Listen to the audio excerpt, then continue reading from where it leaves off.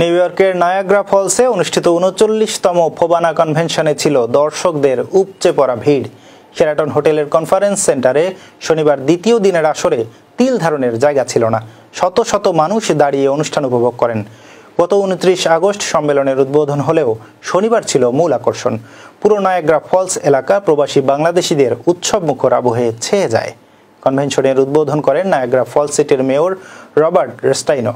প্রধান অতিথি ছিলেন অধ্যাপক ডক্টর সলিমুল্লাহ খান। অনুষ্ঠানে আরও বক্তব্য রাখেন ওয়াশিংটনে বাংলাদেশ দূতাবাসের press minister Golam Murtuza, New York কনসুলেটের consul general Mozammel Haque, Gias Ahmed, Kazi Azam, Ali Imam Majumder, doctor Abu Zobayer দারা, মইনুল হক চৌধুরী, ফিরোজ আলম, তারেক হাসান খান, নিশান রহিম ও শাহাবুদ্দিন সাগর। সভাপতিত্ব করেন ফোবানা স্টিয়ারিং কমিটির চেয়ারম্যান শাহ নেওয়াজ এবং সঞ্চালনায় ছিলেন সোনিয়া।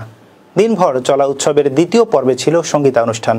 এতে মঞ্চ মাতান জনপ্রিয় শিল্পী আসিফ আকবর, রানো নেওয়াজ, শাহ মাহবুব, অনিক রাজ, রেশমি মির্জা, বকুল ও সুমন। ফোবানা সম্মেলন ঘিরে নায়াগ্রা ফলস পরিণত হয়েছে উৎসবের নগরীতে। বিশ্বের সপ্তম আশ্চর্যের এই শহর দখল করে নিয়েছেন হাজারো প্রবাসী বাংলাদেশি। শেরাটন হোটেলের কনভেনশন সেন্টারও সাজানো হয়েছে উৎসবের আবহে। ৩ দিনব্যাপী এই মহাসম্মেলনের পর্দা নামে গত রোববার।